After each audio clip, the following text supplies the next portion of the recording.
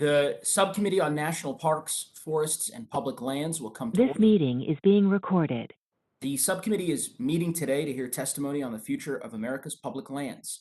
Under Committee Rule 4, subparagraph F, any oral opening statements at hearings are limited to the chair and the ranking minority member or their designees.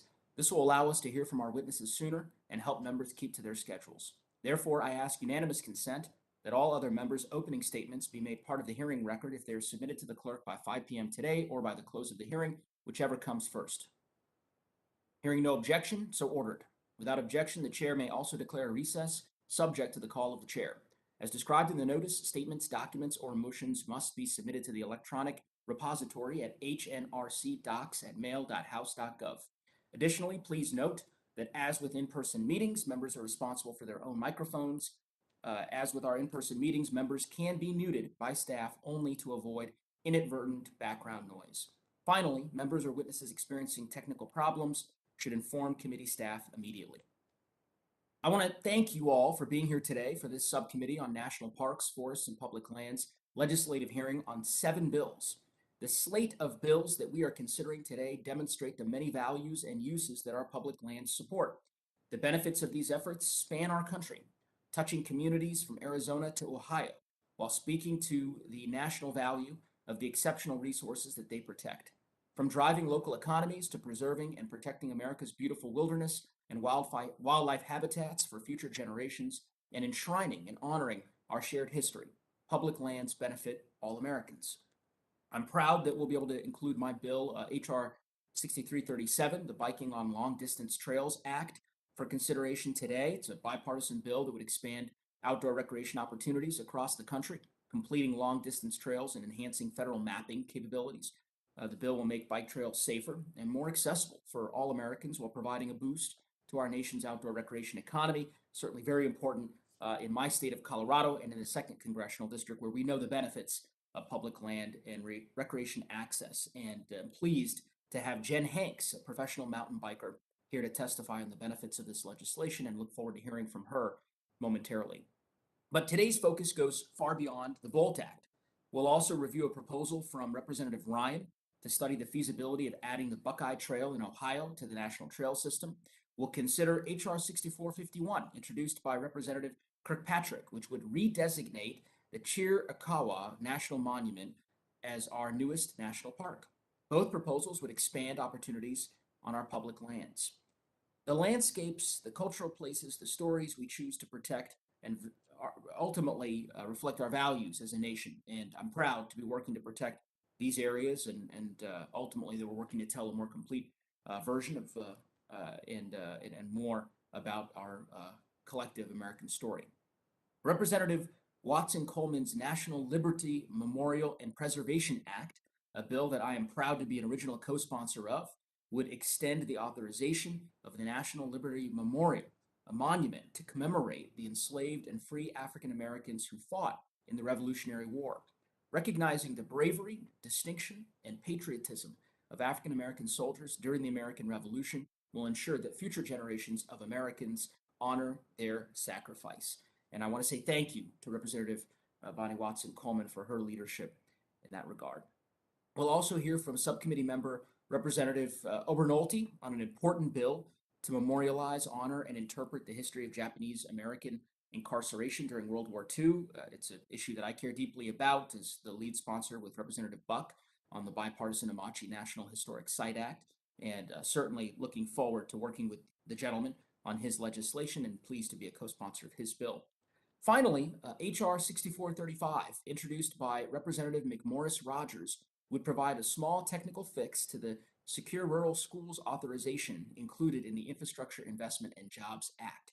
SRS is a critical program to support schools, roads, and land restoration in my community and in districts across the West, and I've been proud to lead bipartisan efforts to reauthorize this program, including co-leading the bill with Representative McMorris Rogers. So with that, we've got a busy agenda today. Look forward to hearing from our members, from the witnesses, and would now turn it over to recognize the ranking member, Mr. Fulcher, for his opening remarks.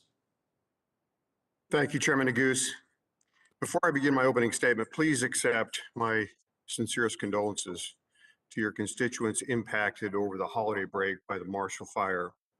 This fire, which was the most destructive in Colorado history and destroyed 1,084 homes, will affect these families and the community for years to come, and we're holding them tightly in our prayers.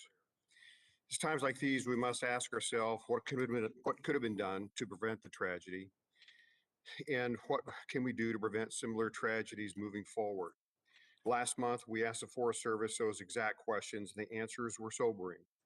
They prepared a report for us that shows that the fire shed around the Marshall Fire was ranked as a top 10 fire shed in the state of Colorado and the 41st priority fire shed out of a total of 7,688 across the country. And whilst devastating that over 1,000 homes were lost, Forest Service statistical modeling has identified plausible future fire events in the area with 3 to 4 times the building exposure and probable loss in the Boulder area. This most extreme simulated fire could potentially expose 39,418 buildings versus the 7,700 in the Marshall Fire. So, Mr. Chairman, I'd like to ask for unanimous consent to insert the Forest Service report on the Marshall Fire and surrounding fire shed into the hearing record. So approved. Thank you, Mr. Chairman. Fortunately, there are some solutions.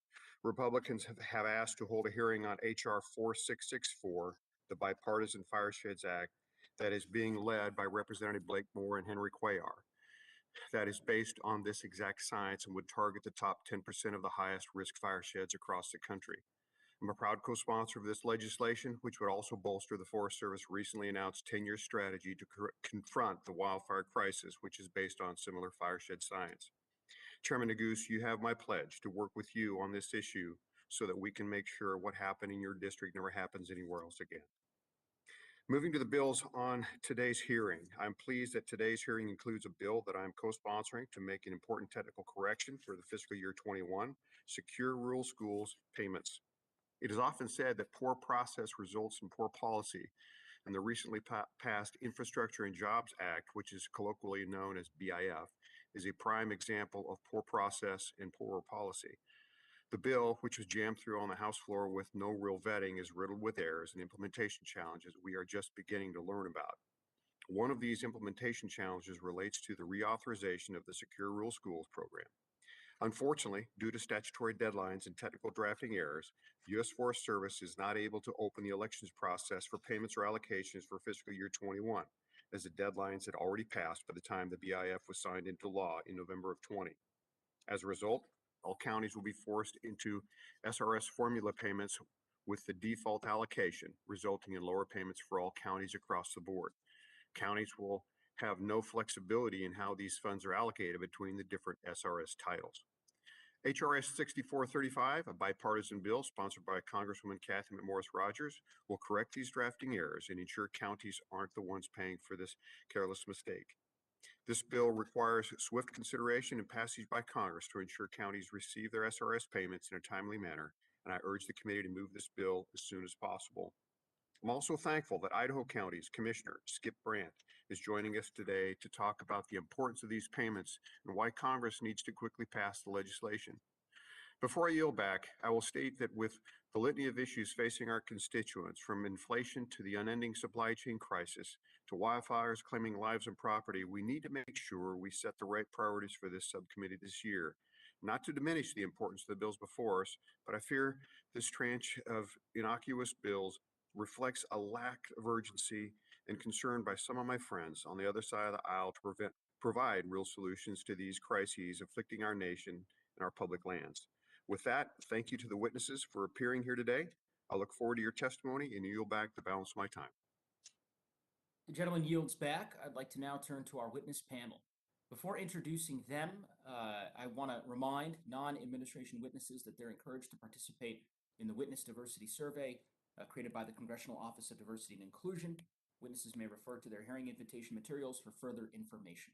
Let me remind the witnesses that under our committee rules, they must limit their oral statements to 5 minutes, but that their entire statement will appear in the hearing record. When you begin, the timer will start and it will turn orange when you have 1 minute remaining and red when your time has expired. I recommend that members and witnesses joining remotely use Stage View so that they may pin their timer on their screen. After your testimony is complete, please remember to mute yourself to avoid any inadvertent background noise. I will also allow the entire panel to testify before questioning the witnesses. The chair will now recognize the gentleman from Ohio first, Mr. Ryan.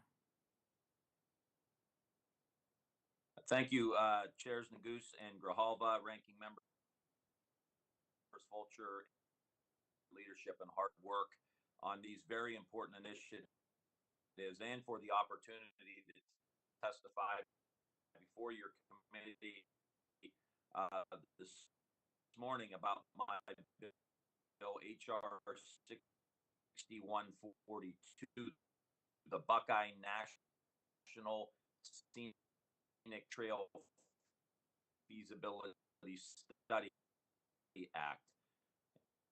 And thank you to my Republican colleague, Anthony Gonzalez, who joined me in introducing this bill.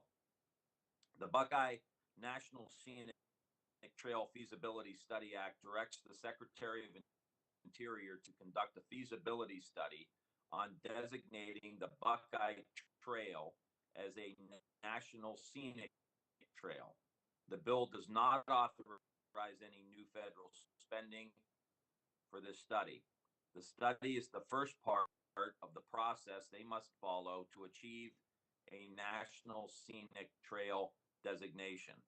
To provide some additional background, the Buckeye Trail is a system of trails creating a loop extending approximately 1,454 miles from Lake Erie to the river through the land of Northwest Ohio, the hills of Appalachia, the Black Hand Sandstone Cliffs of the Hocking Hills region, and the Bluegrass region of Southwest Ohio.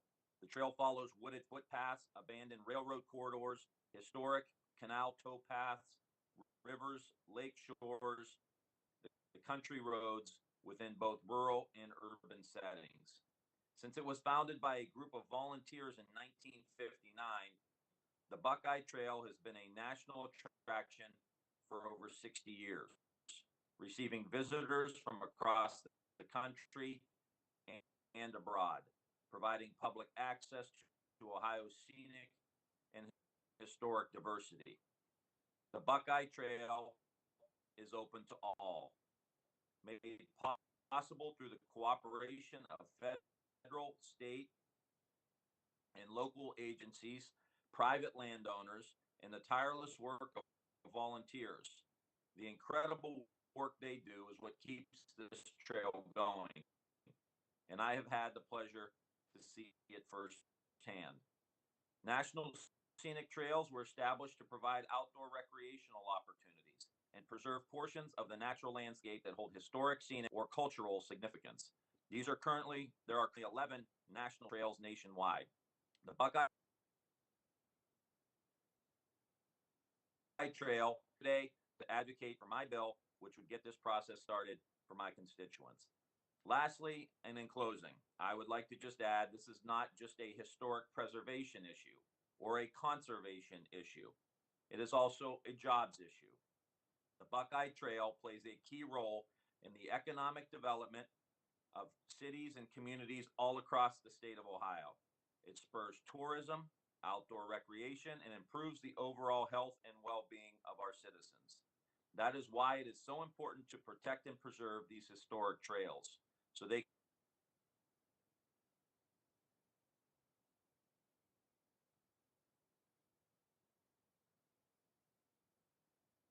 can constituents. Thank you for recognizing the impact that these trails have. And on behalf of all of my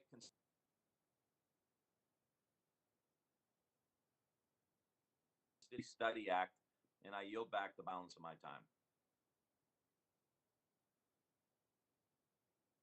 The gentleman yields back. Thank you, Mr. Ryan, for your testimony. The chair will now recognize the gentleman from Missouri, Mr. Smith. Thank you, Chairman Neguse and Ranking Member Fulcher for holding this hearing today and for your consideration of my legislation, the San Genevieve National Historic Park Boundary Revision Act. In 2018, my legislation with Senator Blunt to establish the San Genevieve National Historic Park was signed into law by President Trump. We were not the first members of Congress to advocate for this legislation. In fact, Missouri senators and members of Congress representing San Genevieve going back decades had been supportive of this effort, Republican and Democrats. But the San Genevieve National Historic Park does not exist today only because of the actions of members of Congress. The park exists today in large part thanks to the continued dedication and advocacy of the community there in San Genevieve.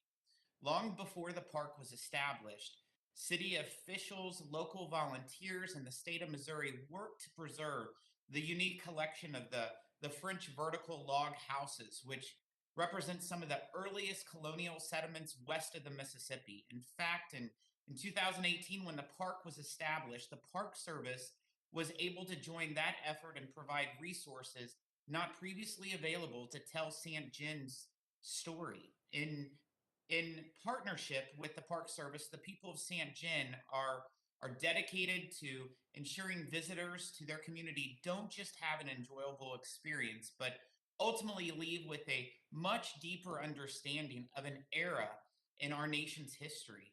My legislation seeks to further the partnership between the community of St. John and the Park Service. The city of St. Genevieve is seeking to transfer ownership of its Welcome Center to the Park Service, and the Park Service, which currently uses the space as part of a cooperative agreement with the city, is willing to take the building on. The Welcome Center is the first point of contact for visitors to the park. By allowing the Park Service to take over management of this building, visitors to the area will have a more integrated and streamlined experience. I authored this legislation for the same reason I authored the original legislation to establish the park, because of the deep community support for this effort. The people of St. Genevieve, they want to help tell the story of our nation and the state of Missouri. And my goal is to help them achieve that. So I want to thank you for your time, and I look forward to working with you all to move this legislation forward. Thank you, Mr. Smith. Thank you. The chair now recognizes the gentlewoman from New Jersey, Ms. Watson Coleman. Chairman Neguse, Ranking Member Fulcher, and members of the subcommittee. I want to thank you for scheduling this hearing regarding my bill, H.R. 6201. The National Library Liberty Memorial Preservation Act. I'm so excited to see that this bipartisan, bicameral legislation is being considered, especially during Black History Month. I am one of the 8 members of Congress to be a commissioner on the United States Semi-Quincentennial Commission.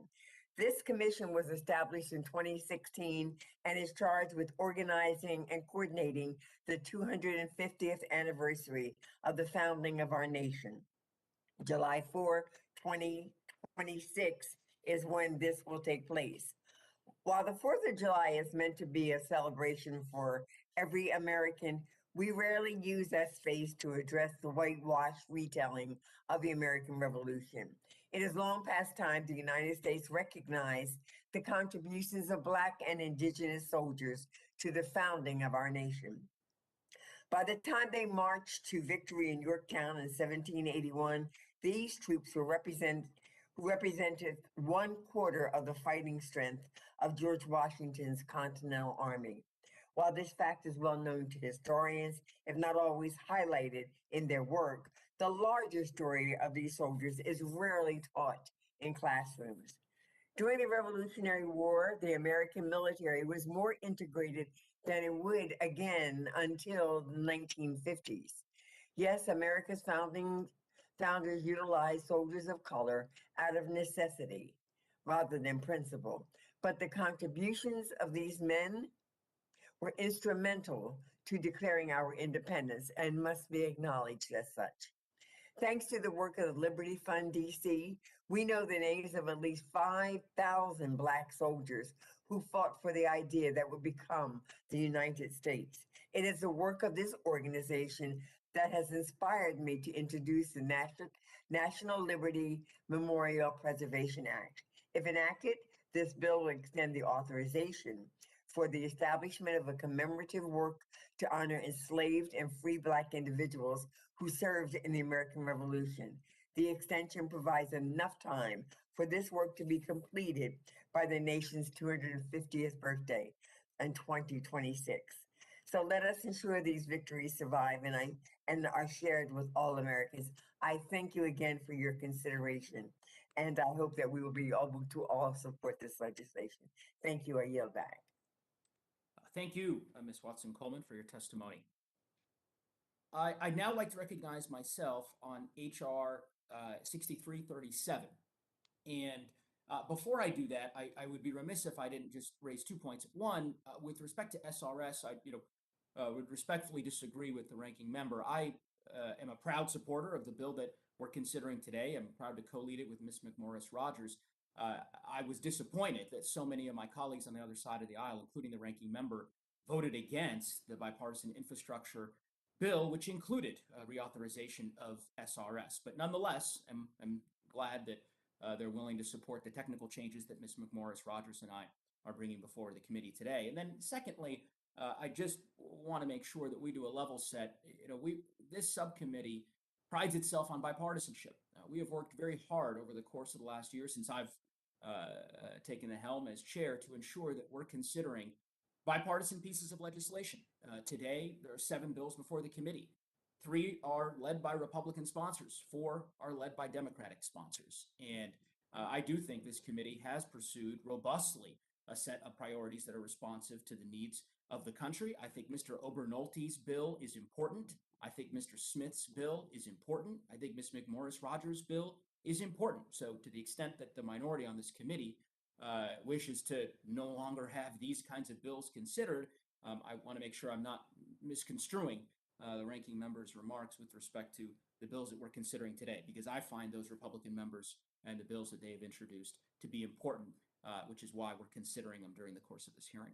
With respect to HR 6337, I would also be remiss if I didn't acknowledge the leadership of Senator Lujan, our former colleague from the House, who introduced this bill in the Senate. He's an avid mountain biker, and I'm sure I speak for all of us when I say that we're all thinking of him this week. My wife, Andrea, and I are sending him and his family our best wishes and our prayers for his recovery, and I know that sentiment is shared by my colleagues here on this subcommittee who have worked with Mr. Lujan when he served as a colleague of ours in the House. Our bill, the Biking on Long-Distance Trails, or BOLT Act, would provide additional outdoor recreation opportunities for communities around the country, including in Colorado. Was proud to introduce this bill with Representative Curtis of Utah, as well as Representative Armstrong of North Dakota, and Representative Lee of Nevada. The BOLT Act would require the Department of Interior and Agriculture to identify at least 10 existing long-distance biking trails, 10 areas where there are opportunities to develop long-distance bike trails. The bill also asks for the departments to publish maps and signage for those trails when appropriate. I look forward to working with the Department of Interior and Agriculture and other stakeholders to ensure that the language meets our shared goals of bolstering local economies and enhancing the access to recreation on our public lands. So I want to say thank you again to my colleagues, Republican and Democrat, for working with me on this important legislation. With that, I'll yield back the balance of my time. And the chair will now recognize the gentleman from California, Mr. Obernolte, to discuss his legislation. Well, thank you very much, Mr. Chairman and fellow members of the committee. It's an honor to present my bill, HR 6434, the Japanese American World War II History Network, and to speak on its behalf. Several weeks ago, we celebrated a very unfortunate milestone. On February 19th, we marked the 80th anniversary of the signature of Executive Order 9066. That was signed in 1942 by President Roosevelt shortly after the start of World War II. This executive order authorized the evacuations of all people deemed a threat to national security from the West Coast, which included anyone who was at least of 1/16th Japanese American descent. Those people were forcibly relocated from their homes and incarcerated for the duration of the war in internment centers. Many of these were Japanese American parents who had sons serving in the military overseas, risking their life in defense of our country, and yet they were forced to move out of their homes, to surrender their properties, and to surrender their freedom for the duration of the war. These Japanese Americans were first relocated to assembly centers. The one that's closest to my district is in Santa Anita. It was located at a racetrack. Over 10,000 Japanese Americans were housed there. Over 8,000 of them were housed in the horse stables in subhuman conditions. From there, they were dispersed across the western United States to internment centers. The best preserved of those centers is the one in Manzanar, located in my district. And if you're not familiar with where Manzanar is, it's in Inyo County in California. It is an incredibly remote place. It is unspeakably beautiful, but also very harsh. Frequently, temperatures reach over 100 degrees there in the summer. It's almost always below freezing there in the winter. It is a very, very difficult place to live. And yet the Japanese Americans who were interred there bore those conditions stoically throughout the duration of the war. In retrospect, we now recognize the injustice of the actions that our country took towards those Japanese Americans in World War II. And that's why we preserve places like Manzanar and the other internment centers across our country as a reminder of what happened in 1942 and what we must never allow to happen again. This bill will establish the Japanese American World War II History Network to be administered by the National Park Service. This uses the model of existing networks administered by the Park Service, including the African American Civil Rights Network, the Underground Railroad Network to Freedom, and the Reconstruction Era National Historic Network that are also administered by the National Park. This will allow National Park users to view maps interactively showing locations on the network, brief history of each site, and information on which sites are open to the public to be visited. This is very important because it draws attention to the historical significance of these sites such as Manzanar, and increases their profile with the current generations of Americans. The power of history is to gain perspective and learn from our past. By bringing transparency to the story of Japanese American internment, we can ensure that that kind of injustice never again occurs within our country. So I thank you for the opportunity to present this bill today. Would respectfully request your support. And I'd also like to ask unanimous consent from the committee to add letters of support to the congressional record. Mr. Chairman, I yield back.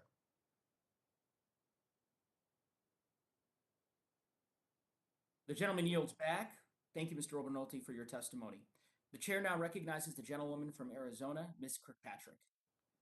Thank you, Mr. Chairman, and thank you to the committee for being willing to hear my bill, which designates the Chiricahua National Monument as a Chiricahua National Park.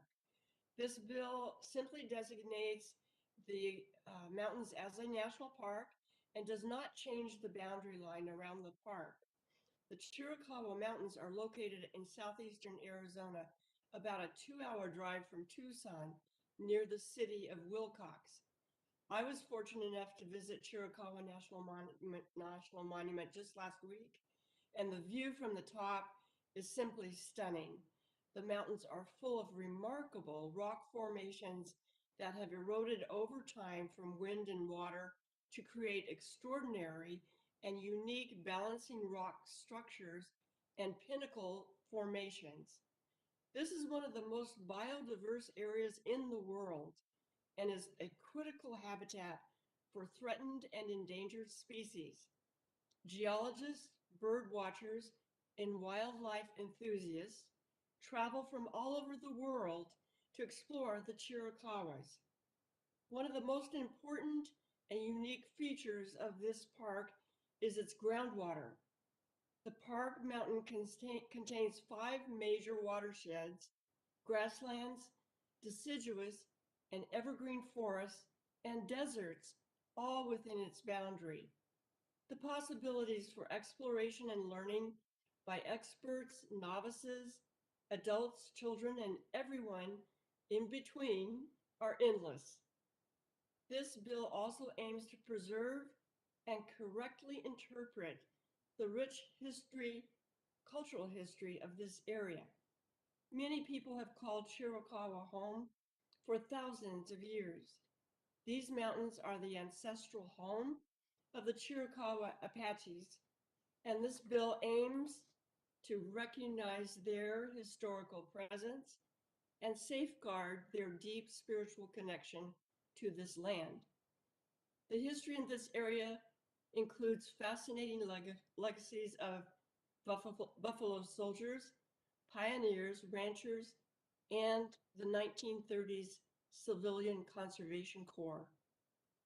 The designation of Chiricahua National Park is widely supported by our local communities and surrounding towns. We have worked with our partners in Cochise County for years on this legislation. We also sought out and took direct feedback from the San Carlos Apache Chairman, Chairman Rambler, whose input in the bill I am most grateful for. My husband and I have spent a lot of time out in the Chiricahuas hiking, exploring, and taking in the gorgeous views. I'm proud to have the opportunity to introduce a bill that would designate the monument as a national park. The ancient and fascinating rock structures along the incredible biodiverse and unique historical legacy make Chiricahua National Monument quite worthy of the designation as a national park. To close, I would like to reiterate that the Chiricahua Mountains are truly special, and I would be happy to host any one of you on a trip to the park if you find yourself in southeastern Arizona. Thank you, Mr. Chairman, and to the members of the committee for generously yielding me the time to speak on behalf of Chiricahua National Park Act. I yield. The gentlewoman yields back. Thank you for your testimony. We look forward to visiting you in the park in Arizona.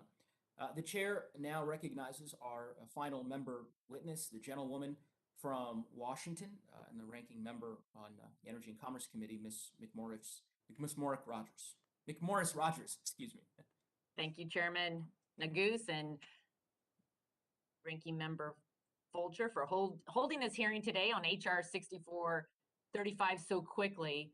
Congress has had very limited amount of time to act to ensure timber communities across the country are not negatively impacted by the oversight in the Infrastructure Investment and Jobs Act. And while I express concerns about the package as a whole and the impact that this is having, this law is already having on skyrocketing inflation, I'm glad that we have a 3-year authorization of the Secure Rural Schools program. This is critical to ensure counties have more flexibility to determine the portion of SRS funds that will go towards schools and roads, resource advisory projects, and forestry projects. Counties have not been able to shift their allocations in these 3 categories since 2012. Additionally, we were able to put a stop to annual SRS funding decreases. Unfortunately, current law set a deadline of August 1st for counties to select SRS or timber payments, as well as to make their allocations of SRS funding to Title I, Title II, Title III of the SRS program, roads and schools, RAC, and forestry projects. The infrastructure package wasn't signed into law until November 11th, 2021, well past the August 1st deadline, and now counties are facing a situation where they will default to SRS payments regardless of whether they have chosen timber receipts in the past, and default to an 80% allocation for Title I, the Roads and Schools program, for FY21 payments. It's a losing situation for all counties. We have a solution, HR 6435. This bill would preserve counties' current elections for FY21 payments and open the process for new elections beginning in FY 2022. This isn't a perfect solution, as I know many counties would prefer the opportunity to change their elections for FY21 now. However, I believe that we need to act as quickly as possible to pass a measure that protects all counties from facing default allocations in FY21. I greatly appreciate my colleagues' support on this bill, as well as the work that the Forest Service has done to raise this issue and protect timber communities. And I hope that we can move this bill to the floor for a vote as soon as possible. And thank you for the time today. To everyone on the Resources Committee, I appreciate your attention to this issue.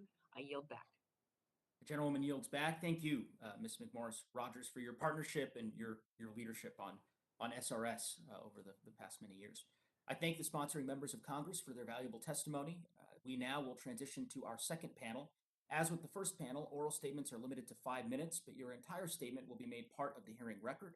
When you begin, a timer will start and it will turn orange when you have 1 minute remaining and red when your time has expired. After your testimony is complete, please remember to mute yourself to avoid any inadvertent background noise. The chair will now recognize Herbert Frost, Regional Director for Interior Regions 3, 4, and 5 of the National Park Service. You may begin, Mr. Frost. Good morning, Chairman Nagoose and Ranking Member Fulcher and members of the subcommittee. Thank you for the opportunity to present the Department of the Interior's view on 6 of the 7 bills on today's agenda. I would like to submit our full statements for the record and summarize the department views. HR 6142 would amend the National Trail System Act to direct the Secretary of the Interior to conduct a study on the feasibility of designating the Buckeye Trail as a national scenic trail.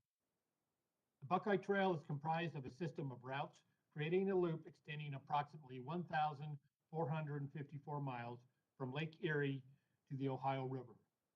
The department supports authorizing this feasibility study and would appreciate the opportunity to work with the bill sponsor and the subcommittee to ensure that the bill provides the necessary flexibility to assign responsibility for the study to the appropriate federal land management agency and the administration of the trail. HR 6199 would revise the boundary of St. Genevieve National Historical Park to include a 1-acre property owned by the city of St. Genevieve and currently being used as the park's visitor center. The department supports HR 6199 and appreciates the authority. The National Park Service is also mindful of future needs for administrative facilities to support the park, and as such, would welcome additional conversations with the committee about these needs. HR 6201 would extend the authority for the establishment of commemorative work to honor enslaved and free Black persons who served in the American Revolution and for other purposes. The department supports HR 6201 and believes that this commemorative subject rises to the level of preeminent and lasting historical significance to the United States.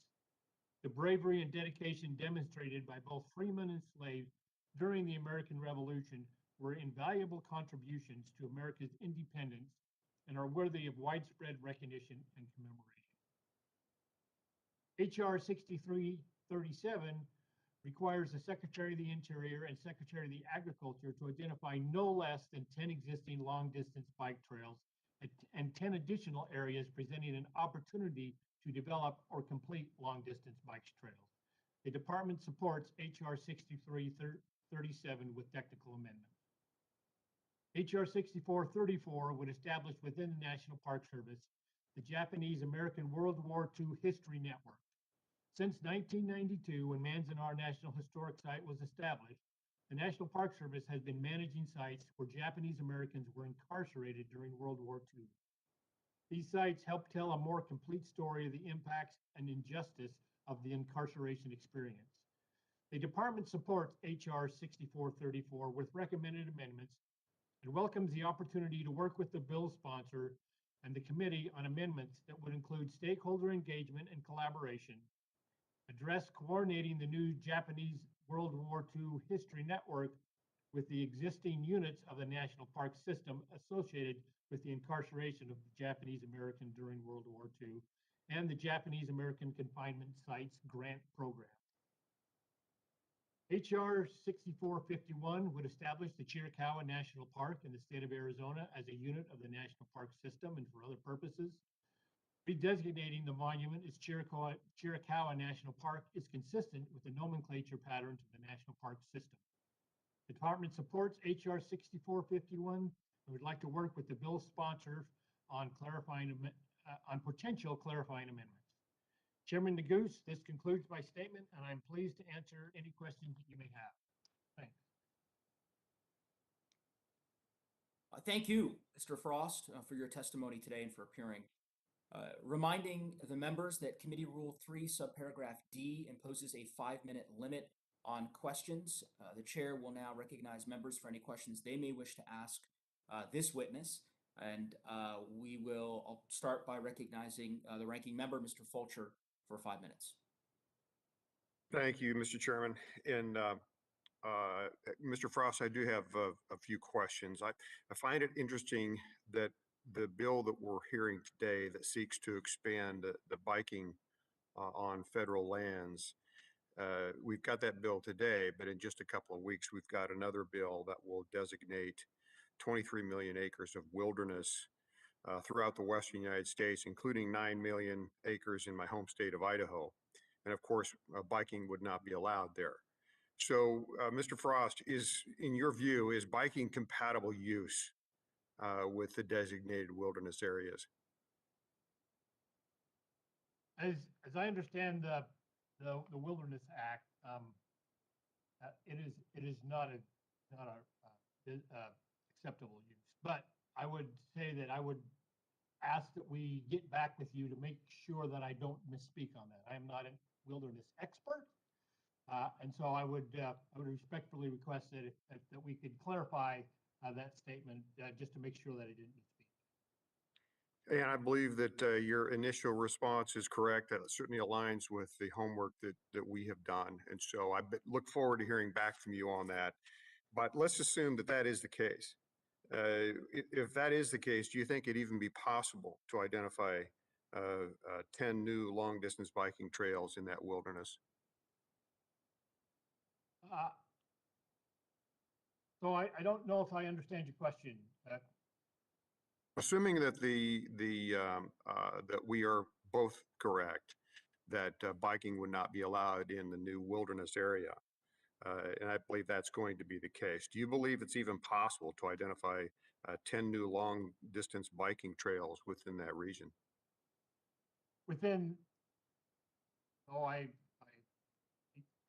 I don't think so, because biking would not be allowed in the wilderness area.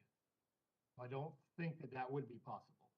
Okay, so I'm concerned. Another question. Then let's shift gears a little bit. I'm concerned also about adding to our federal estate when the federal government already has so much land. And Representative Obernote's bill would create a national network of federal, state, local, tribal, and privately owned sites related to Japanese American experiences during World War II.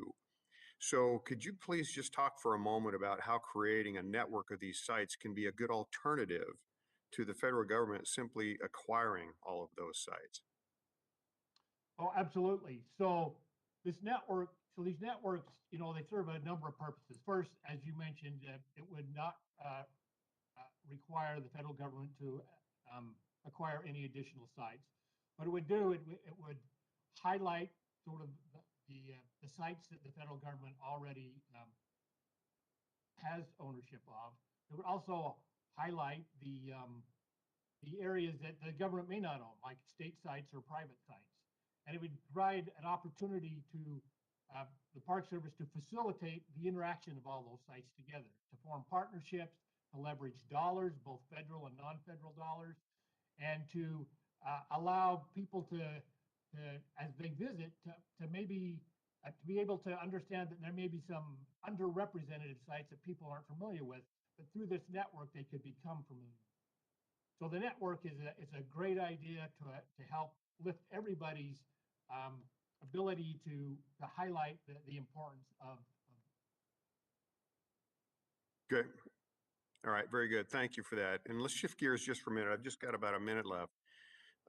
Representative Kirkpatrick's bill to redesignate the Chiricahua National Monument in Arizona includes a provision to establish a tribal commission to advise on management of the national park and ensure that tribal members can collect plants, mineral resources, and use the park for traditional, cultural, religious, and customary uses. Are you aware of any concerns that the tribes have raised about conducting these types of activities within a national monument? I am not aware of any concerns to date of the tribes conducting these activities. But again, we might be best if we get back with you to more fully explore that answer, to make sure that if there are, that we can highlight those for you. Thank you, Mr. Frost. Mr. Chairman, I yield back. Gentleman yields back. The chair will now recognize himself for some questions for 5 minutes. Mr. Frost, couple things. First, just with respect to the BOLT Act, the bipartisan effort to create more long-distance bike trails across the country. It sounds like the ranking member may be supportive of that bill, so I look forward to hopefully earning his support on the bill. I understand his opposition to another bill that may be considered by the committee next week or the week after from another member. And of course, I'm sure there'll be a robust debate about that particular piece of legislation. But with respect to the bill that we've introduced on a bipartisan basis to try to expand more long-distance bike trails, it strikes me that the ranking member may be supportive of that. In any event, we'll wait to find out. Mr. Frost, I'd like to talk about the SRS program, which is incredibly important to my district and to the districts of many of the members who are on this subcommittee, and in particular, those of us who have the honor and the privilege of representing the West and the Rocky Mountain West. I wonder if you might just talk for a moment, maybe expound a bit about why that program is so important. So unfortunately, Chairman, I am not familiar with the SRS program. That is a Department of Agriculture program with the U.S. Forest Service. So I would have to defer any of those questions to the Forest Service and the Department of Agriculture. What? No problem. That's all right. That's all right. We were under the impression that you'd be would be opining on that particular bill as well. But in any event, we appreciate that. And of course, I think the importance of the program is well understood by everyone on this particular subcommittee. And I can certainly speak for myself that as I visit with the superintendents of the school districts that I represent in places like Grand County and Summit County and Eagle County in the 2nd Congressional District, the need for the SRS program couldn't be more vital, and the revenue that it provides to our communities to be able to do the important work that they're doing is vital. And I want to thank again Ms. McMorris-Rogers for her leadership and her partnership on the technical fix legislation that we're considering today, which is certainly necessary and important. And also those who the original co-sponsors of our effort to reauthorize the SRS program within the infrastructure law. Obviously, as I said earlier, we had hoped that we would ultimately earn the support of more members to support that program. But nonetheless, I very much appreciated Representative Newhouse, his leadership, as well as Representative Simpson and Senator Crapo, who led the companion legislation in the Senate. I think that this is a no-brainer. It's a simple technical fix that is necessary, and I couldn't agree more with Ms. McMorris-Rogers with respect to the expediency and the need to consider this bill quickly. It's why we are now hearing the bill today, a mere week after its introduction, and my hope is that we can get this bill to the floor very quickly and to the president's desk for his signature. So with that, I'll reserve any further questions and we'll yield back the balance of my time, and we'll now recognize the gentleman from California, Mr. Obernolte. Thank you very much, Mr. Chairman. And Dr. Frost, thank you for your testimony, particularly as regards the Japanese American World War II History Network. Can you just briefly walk us through the process of establishing a new history network and talk about how the National Park Service would develop the educational materials that are relevant to the network that we'd be establishing? Yeah, I'll do my best. So again, the purpose of the network would be to bring together like sites across the country to provide interpretive material, education material, and to provide an opportunity for people to understand sort of the breadth and the depth of what happened to the Japanese Americans during World War II. The network, once Congress, if Congress were to establish this network through this legislation, then we would act as facilitators to begin to bring together these folks, all these entities we can provide technical assistance to these people. I believe the bill also allows us to enter into cooperative agreements with these entities. And by doing all these things, it allows the story to be better told across the country, as opposed to just at certain sites at national parks where perhaps they get more visibility because of it's a national park, as opposed to maybe some of the state sites and some of the privately owned sites. You also would be able to leverage funds and resources and expertise and knowledge so that a more complete story could be told, again, not only at any individual site, but across the network. Well, thank you, Dr. Frost. In your testimony, you mentioned that you would like to see some amendments fostering collaboration amongst stakeholders in establishing the network. That's something we are, of course, very willing to work with you on. I think you highlighted an important issue, which is that only through engagement of all of the stakeholders can we hope to paint an accurate historical picture of what these sites represent. And I wonder if you can talk a little bit about your experience with the other history networks in fostering that kind of collaboration and telling those stories. Yeah, let me just find my notes here real quick. So yeah, there are a couple of other networks here that we have created already.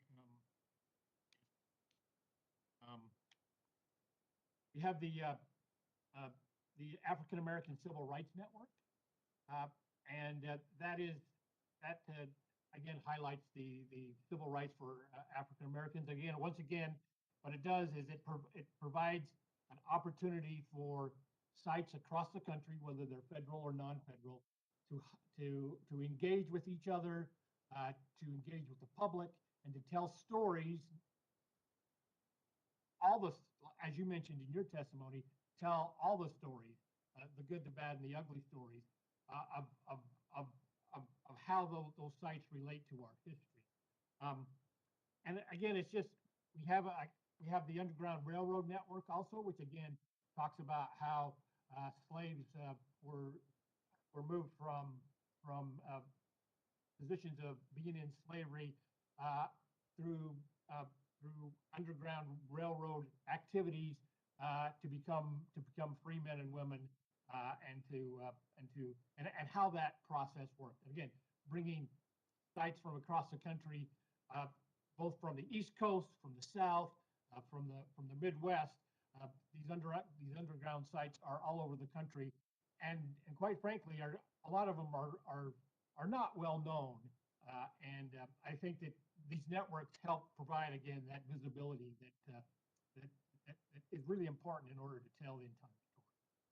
Right. Well, thank you very much for answering the questions, Dr. Frost. We are looking forward with working with you as this legislation hopefully moves forward and establishing this network. Mr. Chairman, I yield back. Thank you. The gentleman yields back. Mr. Frost, thank you for your testimony today, for taking the time to come visit with us. We very much appreciate it. And thank you to the members. Well, actually, one moment, Mr. Frost. I want to make sure there's no other, I didn't think there were any other members, but it sounds like Mr. Moore may have joined us. Mr. Moore, are you? Chairman Nagus, I would never miss one of your hearings. Ever. All right. Well, I'm glad. I knew that was the case, but so Mr. Moore, you are recognized for 5 minutes. Thank you. I have a few questions to discuss to ask Mr. Frost as well. So thank you, Dr. Frost, for being here today, and Chairman and Ranking Member. The history of the internment of Japanese Americans during World War II is one that too few understand. Fortunately, in Utah, we have the Topaz Internment Camp Museum, and this tells the story to visitors that get a sense for what the experience was like for so many. And so I'm proud to have that in our state. Dr. Frost, what efforts has the department undertaken in recent years to support the sites associated with Japanese Americans during World War II? So we have, I don't know all the sites that we have, but I know the two sites that I'm familiar with, obviously Manzanar National Historic Site and Minidoka up in Idaho. We have the, let me get the name of the grant program right here to make sure that I have it. We have the Japanese American Confinement Sites Grant Program. which again provides funds through the National Park Service to sites that are not part of the federal government that to help, in activities to enhance their, either whether it's the resource protection of the site or the storytelling, the education, and the interpretation of the site. So through both the establishment of sites and then through the grants program, those are the two big programs that we have in terms of highlighting the things that happened to the Japanese American. Excellent. Congressman Stewart or Congressman Chris Stewart and we've both co-sponsored HR 6434 that we're discussing today. And as I just will ask one final question, can you talk to us about some of the other networks that the National Park Service operates? And as you think about it, what works well, what could be improved? What are the key benefits to things like museums that we have dedicated in Topaz in Utah, that if this bill is enacted, that we could see come from that? Yeah, like I mentioned previously when Member Obernogi had asked a similar question, is that these networks provide more visibility for these smaller sites that may be state-owned or privately owned. By associating them with the national park sites, we have a larger draw in terms of an audience. We have resources also that we can, in addition to the grants program, I think this bill allows us to enter into cooperative agreements, so we can provide technical assistance to these sites. We can provide both in terms of education and interpretive materials and resource preservation. We can help expand the story, so we make sure we're telling the entire story, not just the story of what happened in California or in Idaho, but the stories that happened in Utah and in Colorado and other places. And so these networks is really a leveraging opportunity. And the Park Service is a facilitator in order to sort of bring these disparate sites together under a common theme. Excellent. Thank you for that, and to Representative Obernolte for his work on this as well. So thank you, and I yield back, Chairman.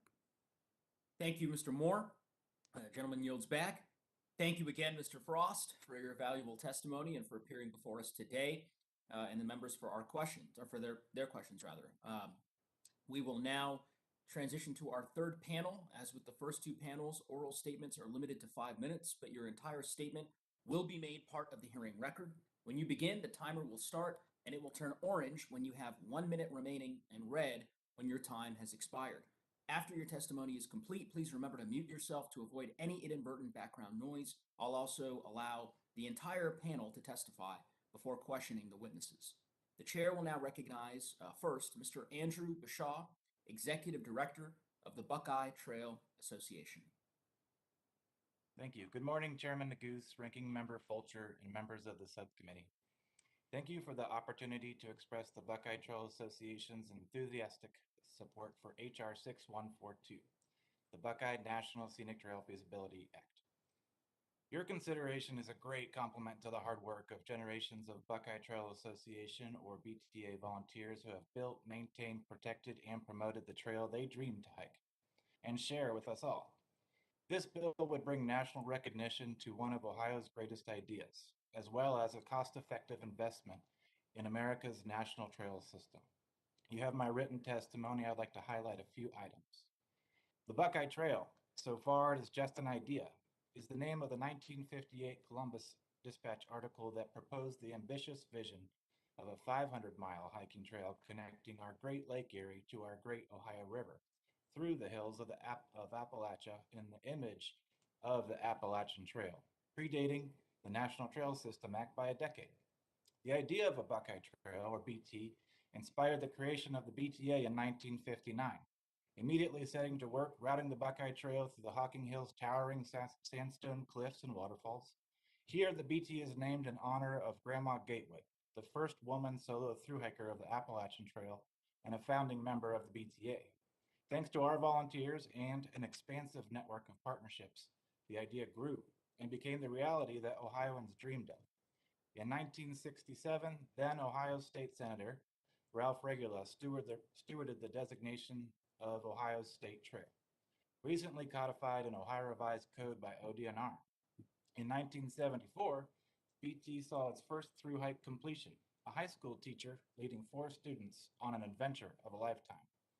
The idea continued to grow, taking a cue from the original vision that it should be as endless and as boundless as the energy and the imagination of those who would use it. The BT extended into the nation's longest loop trail by 1980, at a site that would one day become Cuyahoga Valley National Park. Today, 64 years later, the BT continues to grow in depth of experience. Blue blazes serve as simple beacons for millions of day hiking, through hiking, and volunteer adventures on the BT. National Scenic Trails are described as extended trails providing for maximum outdoor recreation potential and the conservation and enjoyment of nationally significant qualities of the areas through which such trails may pass. The BT meets the criteria. Now at 1,448 miles, or 54, it is an extended and continuous route which would be the 5th longest National Scenic Trail in between the Appalachian Trail and the Florida Trail. The BT maximizes outdoor recreation potential, conservation, and enjoyment by connecting and stewarding sites around the state in one unified experience, including the Wayne National Forest, Cuyahoga Valley National Park, many national historic landmarks, national natural areas, the Little Miami National Wild and Scenic River, and many more sites on the National Register of Historic Places. Each year, hundreds of volunteers devote thousands of hours so that millions of hikers can enjoy the BT. Annually, 10,000 to 20,000 volunteer hours are invested in the BT, valued at $285,000 to $570,000. Today, the BTA is a large volunteer corps, a land trust working with private landowners, and a hiking organization served by small professional staff, supported by 1,300 members and donors, without state or federal funding for daily operations. The BTA is an economic driver, an important part of Ohio's $10.7 billion outdoor recreation economy. The Hocking Hills region, for one, has more visitation than Yellowstone National Park, and the BT is a primary access to the highest demand sites in the region. We are pleased Congressman Ryan and Gonzalez are inspired by the BT in their backyards, connecting their constituents to the rest of the Buckeye State and the National Trail System, elevating Ohio's treasure for consideration. The idea of a Buckeye National Scenic Trail adds significant visibility to our volunteers' work and our federal, state, and local land management partners. Designating the BT would be an investment in the people of Ohio, our recreation economy, the increased demand for access to Ohio's great outdoors for a greater diversity of Americans, and sharing our nationally significant stories all around the BT's circuitous route. Consideration of the BT for designation is a cost-effective investment in the enrichment of the National Trail System as a whole. Thank you for your consideration, and go Bengals. Thank you for your valuable testimony, though I think there'll be some disagreement about your choice of football teams to root for this weekend. But nonetheless, we're grateful to have you here. The chair will now recognize Mr. Happy Welch, City Administrator of St. Genevieve, Missouri. Mr. Chairman, Ranking Member, and committee members, thank you for allowing me to speak this morning. The National Park Service has become a major asset in our community, bringing people together and highlighting our history. Expanding the historical district to include the Welcome Center continues the cooperative work between the city and the National Park Service to promote the amazing history that we can share with the public. With only 5 poteau-en-terre or post-in-earth type structures in existence from early American history, and 3 are located here, it's important that we preserve and teach about early colonial living on the west side of the Mississippi River. The National Park Service has brought resources not before available to the area, and the leadership has proven to be a unifier for the community, bringing disparate groups together to create a historical narrative that accentuates the story to be told. The St. Genevieve Final Special Resources Study and Environmental Assessment really help solidify the history of the St. Genevieve area, its inhabitants, cultures, and structures, with the National Park Service continuing to teach that story through the historical homes and programs they provide. By expanding the historical district to the Welcome Center, that we currently own, it helps incorporate that first point of contact for visitors that exists today with our cooperative agreement between the park and the city, where visitors can learn what a special place in the history of Missouri that St. Genevieve holds. And thank you for allowing me to speak.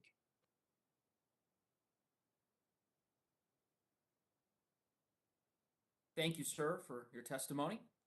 The chair now recognizes Mr. Maurice Barboza, founder of Liberty Fund, DC. Chairman Neguse, Ranking Member Fulcher, and members of the subcommittee. Mr. Chairman, thank you for scheduling this hearing and for co-sponsoring 6201. I'm delighted to recall that Representative Dingell and Representative McClintock managed the National Liberty Memorial Clarification Act of 2015. This led to the National Park Service becoming the lead agency for the National Liberty Memorial. In that same bipartisan spirit, Representative Coleman and Representative Hinson introduced our legislation to preserve the authorization of National Mall Liberty Fund DC until September 2027 and continue the authority to select a site in Area 1. The fund examined 42 sites in Areas 1 and 2. This includes our preferred location on the west side of the historic Jamie L. Whitten building between Independence Avenue and Jefferson Drive. The Memorial Commission endorsed an environmental assessment on Whitten and an alternative site. There were many consultations with GSA and USDA. The fund engaged an engineering firm contingent on the availability of funds. This is possibly the most efficient project ever authorized, including the work of multiple federal agencies. Much was accomplished without friction or the spinning of wheels. Staff has our activity report and multi-year financial statement. All major services were undertaken pro bono, no salaries were paid, there were no contracts with fundraisers, the fund has no debts. We may have leveraged as much as $2.8 million in intangible assets for less than the cost of a used car. With planning underway for the semi-quincentennial of America's elevated levels of patriotism, make this the last best opportunity to reach critical mass. The revolution is represented in Washington by 24 memorials, 9 are to foreign heroes. Other memorials have gone up lately. Why not this one? In anticipation, the fund continues to encourage and assist commemorative activities anywhere. For example, in 2019, Representative Tlaib spoke at a ceremony in Detroit, honoring perhaps the most evocative American ever, Private James Robinson, a veteran of the Revolution and War of 1812. When he died in 1868 at the age of 115 years old, he had published his story, became a preacher, fathered children, outlived his enslavers, and the bitterness of being twice denied his freedom. Actor Morgan Freeman once said, "They weren't just picking cotton and singing spirituals. For many, particularly prospective donors, believing anything else is a big leap." After learning next to nothing through every level of education, I sometimes experience disbelief myself. For 13 years, I crossed Route 10 in Plainville, Connecticut to attend school without a clue that thousands of soldiers had marched beneath my footsteps on the Rochambeau route between Boston and Yorktown. In this region, the route crosses I-395 below the Pentagon. Just a few hundred yards away, the Rochambeau Bridge spans the Potomac River. Approaching the intersection with Independence Avenue, the Whitten site is the first thing drivers see of the mall at ground level. There, the memorial would connect to 600 miles of history and suggest the existence of a gateway to Freedom Plaza and downtown Washington from the Pentagon. The converging sight lines could explain how the gathering will to eliminate evil cast a set of principles out of the declarations of founders and the initiatives of slaves. I am the son of an immigrant from Cape Verde. Through my biracial maternal grandmother, I am the descendant of Revolutionary War patriots, a Civil War casualty, and a Black Virginia family. I am the nephew of a woman who challenged the exclusionary policies of the Daughters of the American Revolution and won. But her crowning achievement was the publication of research that enabled us to match many of the 5,000 Black veterans to communities in 24 states. Every citizen has something in common with those souls, whether heritage, appearance, or the grit not to allow suffering and injustice to dull their purpose. Thank you, Mr. Chairman and members of the committee. Thank you, Mr. Barbosa. The chair now recognizes Ms. Jen Hanks, mountain biking advocate and board member of Southern Nevada Mountain Bike Association. Thank you, Chairman Nagoose and Ranking Member Fulcher, and the rest of the members of the National Parks, Forest, and Public Lands Subcommittee for the opportunity to testify today. I would also like to thank Representative Susie Lee, my congressional representative from Nevada, for her co-sponsorship of this important legislation. My name is Jen Hanks. I am testifying today in support of H.R. 6337, the Biking on Long Distance Trails Act, commonly referred to as the BOLT Act. I'm speaking today because I'm passionate about mountain biking. That passion has led me to become involved with the Southern Nevada Mountain Bike Association, SIMBA, of which I am a board member. SIMBA is a partner affiliate to the International Mountain Bike Association, IMBA, who works to make mountain biking and the outdoors more accessible to everyone. I am honored that IMBA asked me to testify in support of this bill, as I am very excited about its potential. Everyone who rides bikes has their own personal reason for why it is special. For me, exploring the backcountry self-sufficiently, taking in the wide open vistas, enjoying nature with friends, and even pushing myself to my limit has helped me find my own personal strength and confidence as a woman. I love that I can ride my bike to faraway places, away from the noise and bustle of a big city. I've been mountain biking for almost 30 years, which is another reason I love this sport. It's a lifelong activity. The BOLT Act will make an investment in cycling infrastructure, allowing more people the opportunity to experience the backcountry. The mental and physical benefits of being outdoors cannot be denied. Building cycling infrastructure is also good economic policy. Outdoor recreation, particularly mountain biking, has grown in popularity over the last decade. In 2020, the outdoor recreation economy accounted for $347.3 billion, or 2% of the country's GDP. As you are aware, this legislation will give federal agencies the opportunity to identify and catalog existing and new long trails, develop ideas for promotion and signage, and perhaps, most importantly, create an atmosphere that facilitates stakeholder engagement throughout the process of planning and execution. All this will be delivered in a report to Congress that sets in motion a plan for action to see these long-distance trails come to fruition. When I first learned of this legislation, I was particularly excited for what it could bring to Southern Nevada. The state of Nevada has more public lands than any other state in the country, making it the ideal place for a long-distance bike trail. The potential for new long-distance trails are numerous, from a trail that would circumnavigate Las Vegas, creating outdoor opportunities for 2.5 million people, to a trail that connects Southern Nevada's many national parks, highlighting their small gateway communities. Not only would a long-distance trail in Southern Nevada provide recreation opportunities to millions of people, it would diversify the economy, improve the physical and mental health of the community, and help attract much-needed skilled workers looking for recreation close to home. I'm sure there are many other communities across the country who would see similar benefits. Examples of long-distance bike trails that have helped create economic opportunities in their respective communities include the Awachita National Recreational Trail in Arkansas, High Country Pathway in Michigan, and Madahe in North Dakota. The BOLT Act will be instrumental in creating similar iconic backcountry experiences, making them more accessible to people across the country. Growing the outdoor industry, coupled with an increase in new mountain bikers, makes the BOLT Act even more relevant. Thank you again for the opportunity to testify today, and I'm happy to answer any questions the committee may have. Thank you for your testimony. The chair now recognizes Mr. Obernolte to introduce the next witness.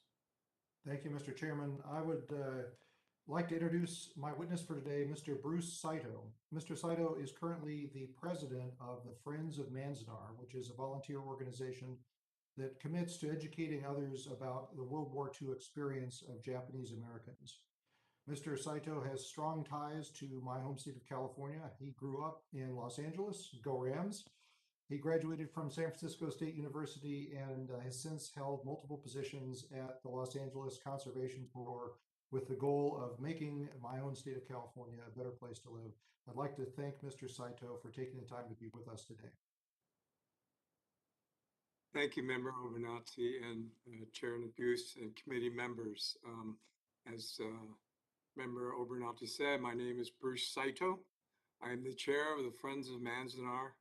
Friends was founded in 2004 by Lillian Kawasaki and Rose Ochi. Both have passed, but our mission remains the same. Friends of Manzanar works with the National Park Service and other interested groups to preserve and restore the Manzanar site and to interpret its stories, resources, and lessons learned from this and future generations. My day job and my passion for 45 years is the Conservation Corps. I started my career with the California Conservation Corps in 1977, where I stayed for nearly 10 years. I helped to then start up the Los Angeles Conservation Corps, a not-for-profit, in 1986, where I stayed until 2015. In September of 2015, Governor Jerry Brown appointed me to be the director of the California Conservation Corps. I am here today to testify to the committee because I think the World War II Japanese internment camp network legislation, HR 6199, is important and should be supported. Both my parents and grandparents were imprisoned in Japanese internment camps. In her junior year of high school in Artesia, California, located in Los Angeles County, my mother was removed from school and sent to posting camp in Arizona with her parents and a handful of relatives. My father and his parents were sent to Gila River Camp, also in Arizona. My parents had been dating but were not married until my father worked out a transfer to the posting camp, where he then married my mom in camp. I never knew about their marriage until many years later at their 50th wedding anniversary. My sister and I and many relatives and friends celebrated their anniversary by serving Nesbitt orange sodas and a Dolly Madison shortcake, just as my parents did while they were in camp 50 years before that. We all got a kick out of toasting our orange sodas and relishing in lavish shortcakes. No whipped cream or strawberries. They didn't have that luxury back in camp days. But even 50 years later, it was a sad reminder of the conditions that imprisoned Japanese Americans, most of whom were United States citizens, experienced. Many of you have heard how many Issei and Issei generations often did not talk about their camp experiences with their children and grandchildren. Such was my case and experience. And one of the reasons why I think that creating the World War II Japanese camp network is so critical and important. We must continue to strengthen the network and continue to connect the dots through the network, so this tragic and very important lesson in history is never forgotten. As I've said, I've committed 45 years of my life to service and the Conservation Corps movement. This commitment, I believe, comes from the lessons, both good and bad, that my parents and grandparents taught me about humility and the power of self. I think a network like this will again serve to reinforce stories like mine, the hundreds of thousands of stories that folks have experienced over the many years since the internment camps were closed many years ago. Thank you. Thank you. The chair now recognizes the ranking member to introduce the next witness. Thank you, Mr. Chairman, for allowing me to introduce my friend, Idaho County Commissioner Skip Brandt.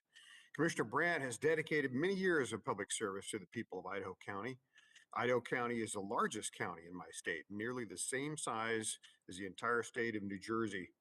Mr. Brandt has helped Idaho County navigate many of the difficult challenges related to the large federal footprint in the county. He's been an Idaho County Commissioner since 2007.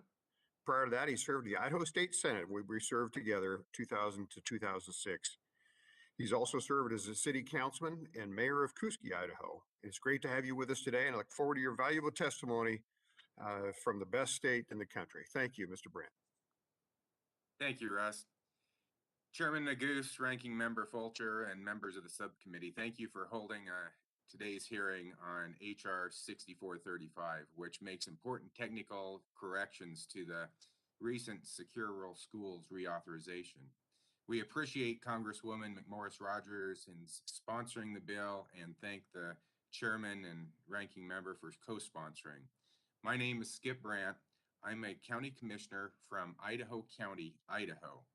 Today I'm representing the National Association of Counties. I'm a small business owner, and before serving in county elected office, as Russ said, I served 6 years in the Idaho State Senate. Our county seat is Grangeville, Idaho, approximately 220 miles north of Boise. Our county population is small, about 17,000. However, with 5.5 million acres, it is the largest county in Idaho. The federal agencies manage approximately 4.5 of those million acres, and those acres sit within 5 different national forests, with 2.2 million acres of those federal acres being locked up in wilderness. Previously, timber harvest on federal lands produced dependable revenues for counties through the 25% fund.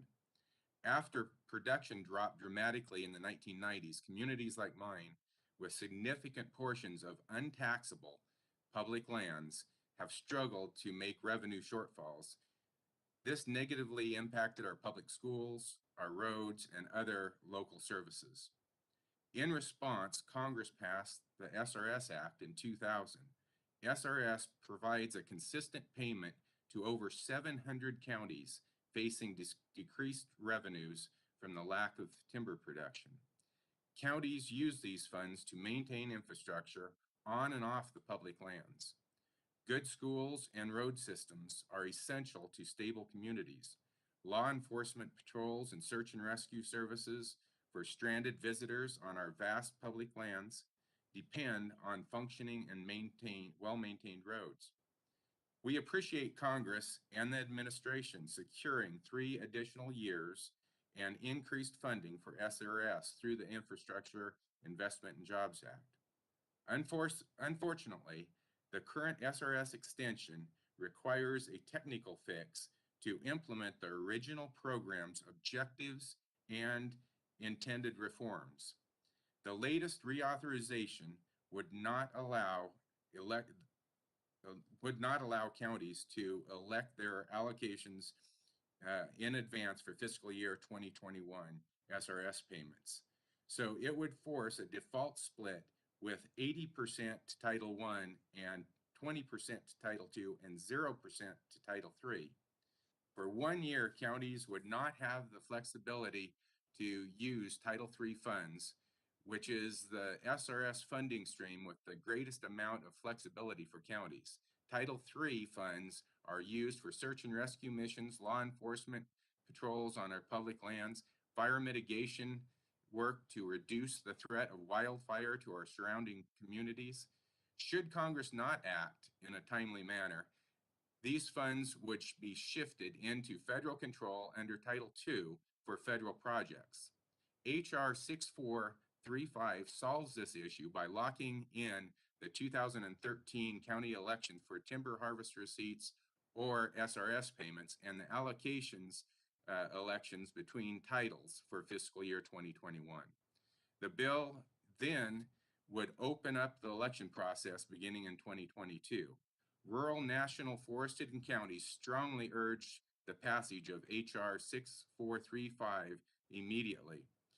The legislative fix of great importance to Idaho County and all national forested counties. Idaho County last year received approximately $6.4 million in SRS funds. We chose to set aside 7% of those funds, approximately $450,000 in Title III. The loss of those funds for next year would force us to forego fire mitigation program and shift the cost of search and rescue and law enforcement on public lands to the taxpayers. Thank you for the chance for testifying on this critical issue. H.R. 6435 would ensure counties have the flexibility with SRS funds that Congress intended. I look forward to your questions. Thank you for your testimony. Reminding the members that Committee Rule 3, subparagraph D, imposes a 5-minute limit on questions. The chair will now recognize members for any questions they may wish to ask these witnesses. I'd like to start by recognizing the ranking member for 5 minutes. Thank you, Mr. Chairman. And Commissioner Brandt, you did a nice job of outlining some of the challenges you would face if we don't get this passed. Perhaps you could expand just a little bit if this legislation were not to pass. What would be some of the things that you would have to bypass as a county commissioner? What were the items that would not get likely to be funded? Well, again, there's several components here, but the largest is Title III, which is our mechanism to actually go out on the ground and work with our local fire departments and come up with acres that need to be treated for fire mitigation. Our county being so huge and vast and with a lot of timberland, it is really important there. And as well as search and rescue. With COVID and people just wanting to get out and enjoy the open space, we are having a huge surge of folks getting lost in our wilderness, which is pretty rugged. And the cost of search and rescue is huge in that rugged area because with the wilderness, there is no roads. It all has to be done by air, horseback, or by foot. Yep. And it is extremely costly. Thank you, Commissioner. And as you pointed out, SRS was originally intended to be a temporary program put in place after revenues from timber sales declined in the 1990s.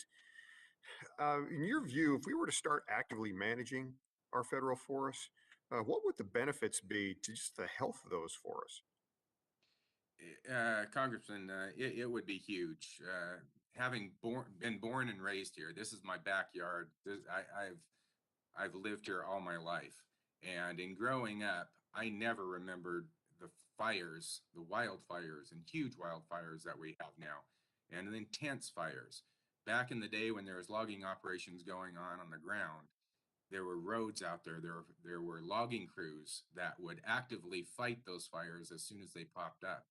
And as we know, the lands will be managed. It's either with a soft touch of human activity and logging, or it's Mother Nature and harsh wildfire. Thank you for that, Commissioner Brandt. I'm going to shift my next question to Ms. Hanks. And I want to thank you for being here and for sharing your passion about mountain biking. And like you, I believe that we need to ensure access to our public lands for outdoor recreation like biking. And yes, Chairman Neguse, I do support biking. In fact, you could argue that I need to do more of it myself.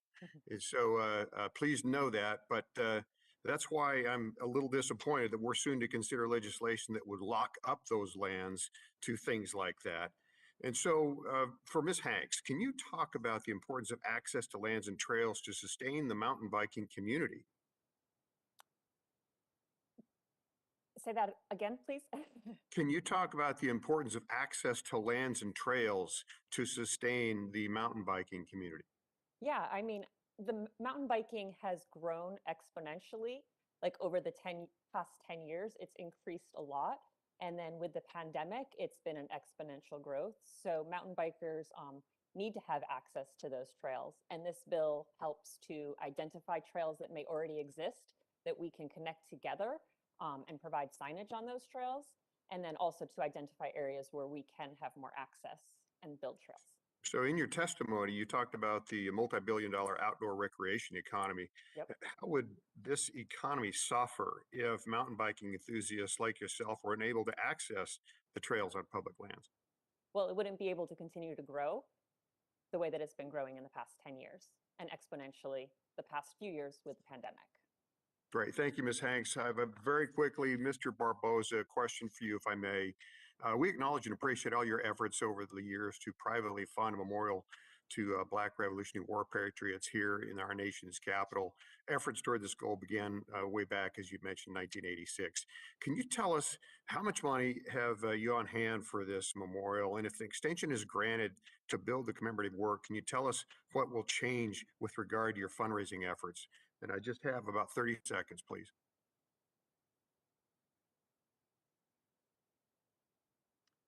Mr. Barboza. Mr. Chairman, it looks like we've lost Mr. Barboza. I'm here, yes. I'm okay. sorry. Yeah, quickly, please. I'm sorry.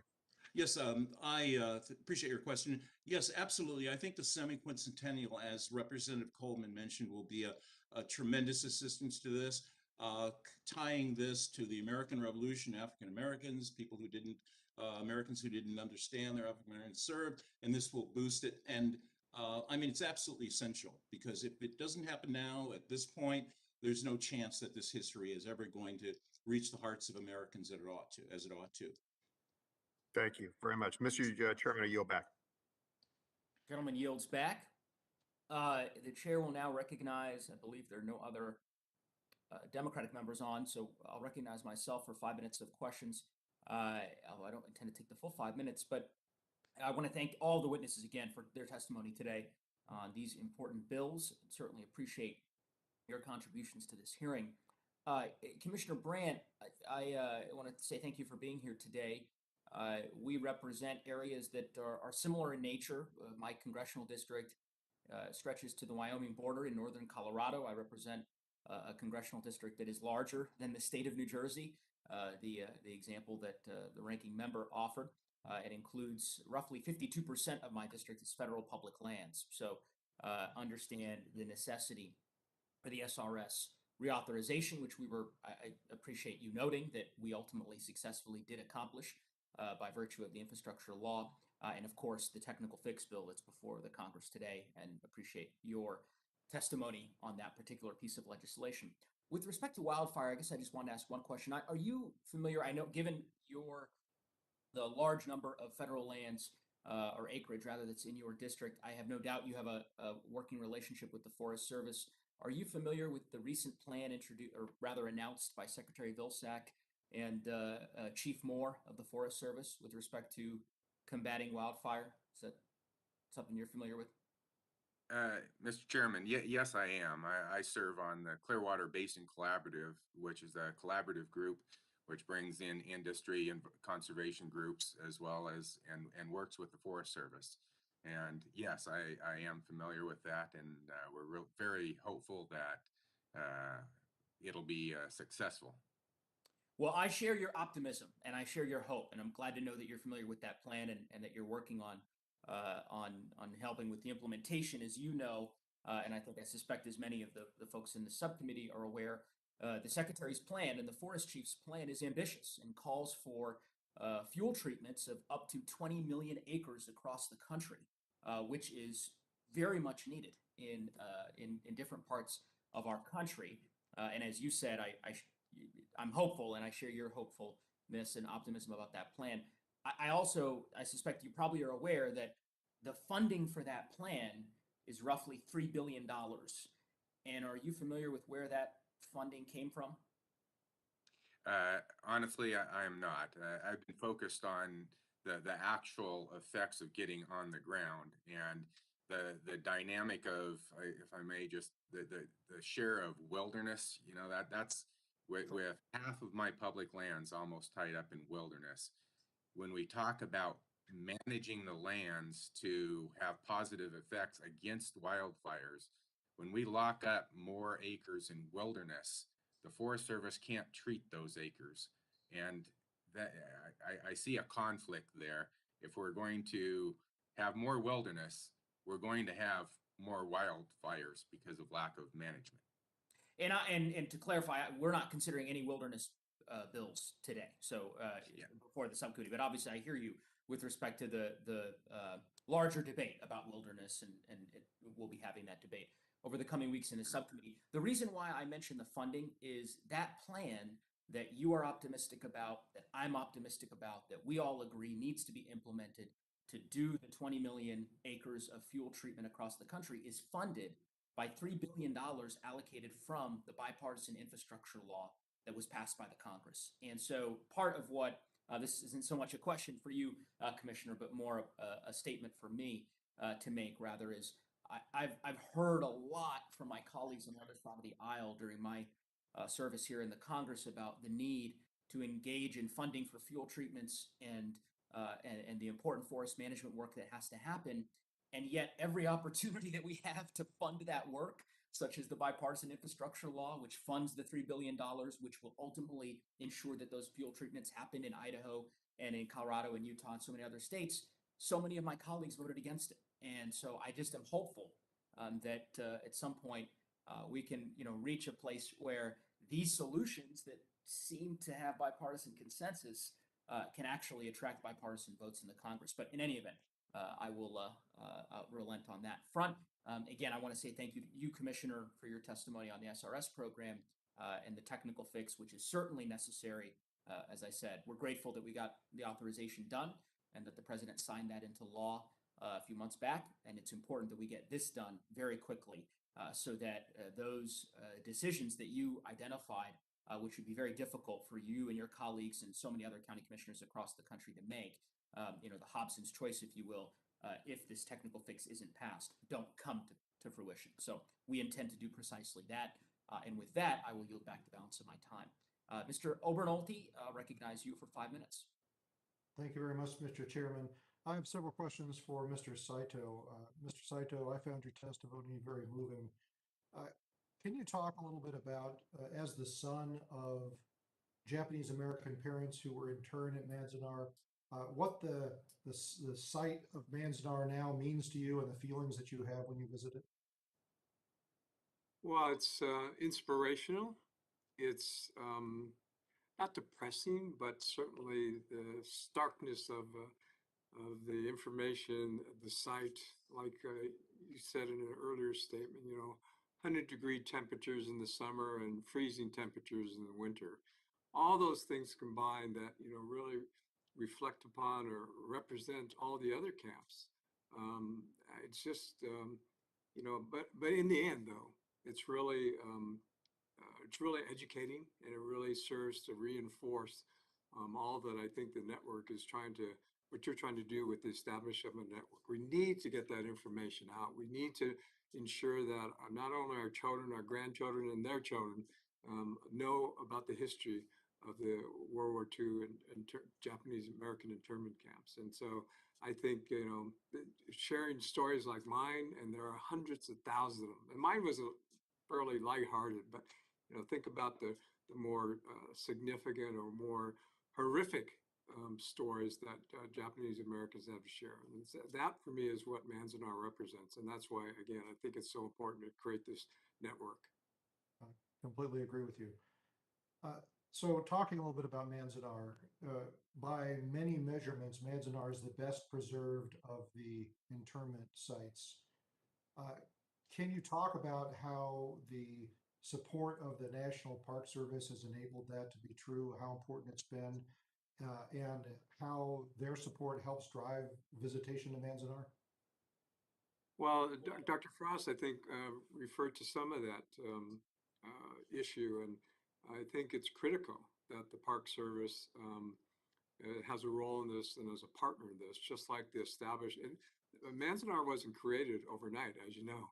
It took a lot of community meetings, it took a lot of discussion, it took a lot of planning, it took a lot of politics on the part of the Japanese Americans and people that were involved in this setting many, many years ago. And so, but the Park Service, it was mentioned through the JAX program or through other supportive services or programs, really helps to move the needle.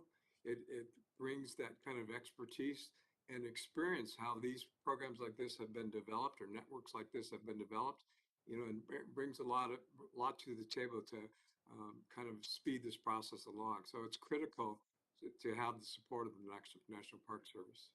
Right. Well, hopefully if we can succeed in getting this network created, that's going to bring attention to sites that are not as well preserved as Manzanar, and hopefully get them the resources that they need to preserve those sites as well, so that other family members like yourself can be inspired as you have been through visitation to those sites. But thank you very much, Mr. Saito, for your testimony. I found it very moving. Mr. Chairman, I yield back. Gentleman yields back. Thank you, Mr. Obernolte. The chair now recognizes Ms. Ledger Fernandez for 5 minutes. Thank you so much, Chair Neguse, and thank you to our witnesses for being here. I'd note that in relationship to the last line of questioning, even in Santa Fe, New Mexico, which you might not think about it, we had a Japanese internment camp. I also wanted to start by expressing both my thoughts and my prayers for our beloved, brilliant, and amazing Senator Ben Ray Lujan, because we're talking about his act. As we all know, Senator Lujan and Congressman Neguse have worked together to introduce the Biking on Long Distance Trails Act. And that's because we have lots of long distance between places in both Colorado and New Mexico and across the West. And I think that hooking them together and allowing for those long distance rides and sometimes shorter rides is so crucial. My sister, who I lost, used to do those rides, and I always felt like I was a much better person only because she could, go up and down 3 or 4 mountain peaks passes. We always held after we lost her to cancer, we held a fundraiser that was a biking fundraiser, and it drew hundreds of people who wanted to both support the monies we were raising for lung cancer and honor that amazing bicyclist that she was. Miss Hanks, we also know that when we have our outdoor recreation, that it really works well when everybody's involved. Right? In New Mexico, when the rural communities are involved, and sometimes they're Native American communities as trails are going through reservations, sometimes they're just up and down, our prairies or mountain passes. It always works when the whole community is involved. Can you give us an example of communities that you have seen benefit directly from increased access to outdoor recreation, and in particular bike trails? Yeah, absolutely. So in my testimony, I referred to long distance bike trails in Arkansas, Michigan, and North Dakota. So I think those are perfect examples of communities that have already established these long distance bike trails, and then we can model more trails after those communities. Right, and I think what's important is to recognize that there is actually economic benefit as well as more participation in the activities, and that we're not that they can get along. Like hikers can also get along with bikers. There just needs to be some good manners and understanding. How do you ever see that as a conflict coming up, and how it actually gets resolved? Well, so this legislation doesn't change any trail designations that are already in place. So if it's a multi-use trail that is going to be included in a trail that's included in the BOLT Act, it will remain a multi-use trail. I agree with you that user groups can live harmoniously on the trail through education, but we are going to leave it up to the individual communities that are establishing these trails and their stakeholders to come up with whatever the rules are for their particular trails. Thank you. I also want to, in conclusion of my questioning, I really want to add to the support that we've heard today and about the Secure Rural Schools program. I represent an incredibly large, 11 and a half hours from one small community to the other small community at the other end of my district. The Secure Rural Schools program is really critical to many of the small communities in my district, and I'm proud to support its reauthorization. And the bipartisan infrastructure law was proud to do that, and I look forward to having the Secure Rural Schools program technical fix go through so that we can make sure that there's as much flexibility as possible. With that, Chairman Neguse, I yield back. Gentlewoman yields back. The chair now recognizes Mr. Tiffany for 5 minutes. Well, thank you very much, Mr. Chairman. I want to start out with a question for Mr. Brandt from Idaho. Going back to the 1990s when we saw the shutdowns of our national forest, did you have forest products businesses that closed during that period of time? Yes, actually, Idaho County, when I was growing up back in the 70s, we had 8 sawmills. Now we're down to 1.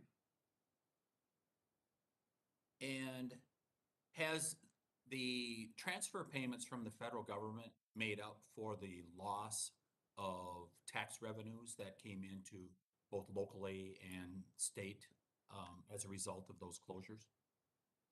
No, they haven't. It's been a Band-Aid over the years. It's been again very thankful Band-Aid, but actually having jobs and the economy of an industry, we'd be a lot better off, and all of the counties would rather be there than what we do now and asking for SRS reauthorization all the time. And would you say this statement is accurate that you had better forest management in terms of preventing wildfires during that period of time? Oh, absolutely. So I would just highlight in my district in northern Wisconsin, I have the Chequamegon Nicolet National Forest. I did a calculation when I was in the state legislature that we lost $250 million of value as a result of shutting down harvest. And we probably have the best managed national forest of any in the United States. I can only imagine what you've gone through out in the western states, but we lost $250 million over 20 years as a result of this shutting down of harvest. And we have half of those 1.5 million acres that are now completely off limits, that can't be harvested at all. And no harvest at all is not good management. So I bring this up because the chairman chastised us, those of us that voted against the infrastructure bill.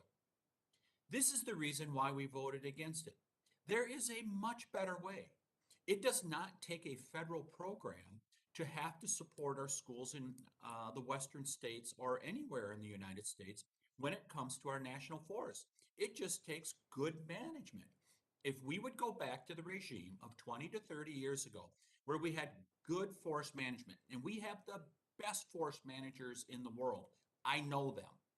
And we have the best forest managers that take into account both the economy and the environment.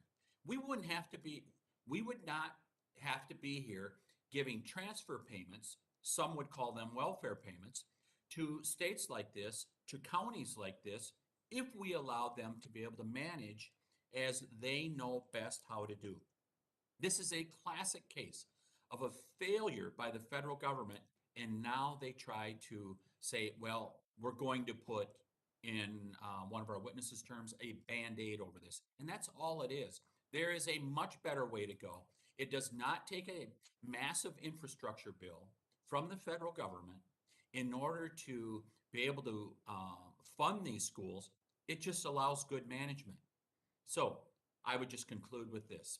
Mr. Brandt, if you had a choice of going back to the good management you had 30 years ago, rather than where we're at now, in giving up those SRS payments, would you take that trade? Absolutely. Thank you very much. And I really appreciate the other users of public lands out in the western states. You talked the previous questioning and previous comments from the representative from New Mexico highlighted multiple use. We can do multiple use, and that multiple use can include forest management that is good both for the economy and for the environment. I yield back. Thank you for the time. Gentleman yields back. The chair now recognizes Mr. Moore for 5 minutes. Thanks, Chairman. Thank you, member.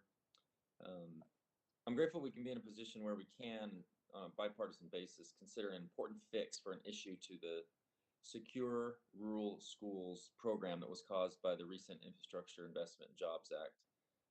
I've heard from many commissioners and community leaders about this program and the need for it for states like Utah that have a high percentage of public lands that ultimately limits our ability, that limits development opportunities, right? It's an issue that other states don't have to deal with, and so it's a bit of a conundrum. We would prefer not to need the issue at all, the rural schools program at all, but given our limitations and it's important to my rural communities. Commissioner Brandt, appreciate your comments on the importance of the SRS program.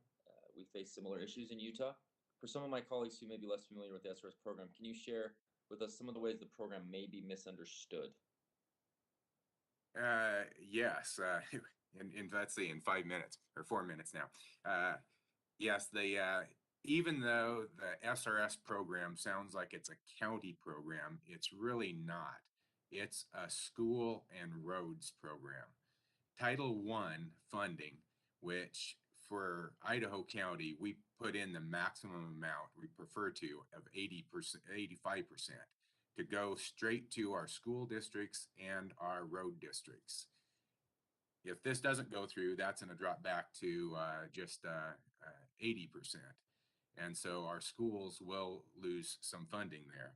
The Title II funds, that'll take up 20% of it in the default if this legislation doesn't go through, again, will be under federal management for projects strictly on the forest.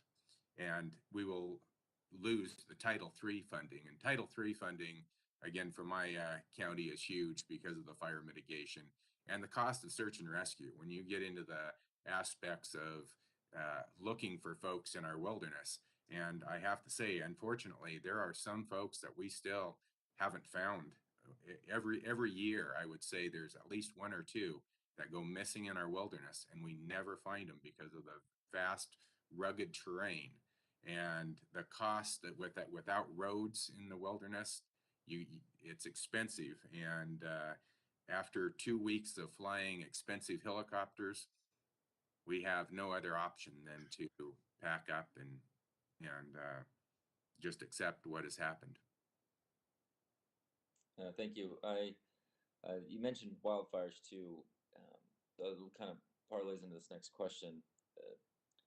The Westerner, all of us Westerners that valiantly serve on this committee, the best part about this committee is we do get a lot of Western representation. We've had to play a lot of defense in recent years with our wildfires. Last year, with friends on both sides of the aisle and both chambers of commerce, I introduced the Fire Sheds Act to help us go more on the offense to reduce the threat of wildfires. When you look at Idaho's public forests, can you share with us what tools you would like in order to be better positioned to combat the threat of wildfire and to make this renewable resource better? Well, there's just one clear resource, and that's access. We've got to have road access into those acres in order to get firefighters into the deep reaches of the forest to fight fires. Right now, it's so costly because most of my forest, the only real attack that can be done is air attack, which again adds to the cost. Excellent. Any additional changes that you would like to see made to the Secure Rural Schools program? Anything that you would want to see modified? I would like to see a little more guidance with regards to the Title II funding. We have the RAC, the Resource Advisory Council, that I sit on, and in my read of the act, it clearly, in my mind, again, it clearly states that these funds should be used on the working forest, the upfront roaded base, in order to do projects there. But the Forest Service has a thought that some of those funds should be used in the wilderness. And to me, that's not the working forest. It's the locked up forest. Thank you, Commissioner Brandt. I'm out of time, Mr. Saito. I just want to acknowledge your presence and appreciate your voice on the other pieces of legislation here today. So apologize for not getting time to ask the questions, but thank you again for being here. Yield back. Gentleman yields back. Thank you to the witnesses for their valuable testimony and the members of further questions. The members of the committee may have some additional questions for the witnesses, and we will ask you to respond to those in writing. Under Committee Rule 3, subparagraph O, members of the committee must submit written questions within 3 business days following the hearing, and the hearing record will be held open for 10 business days for these responses. If there is no further business, without objection, the subcommittee stands adjourned. Thank you for your time. Thank you.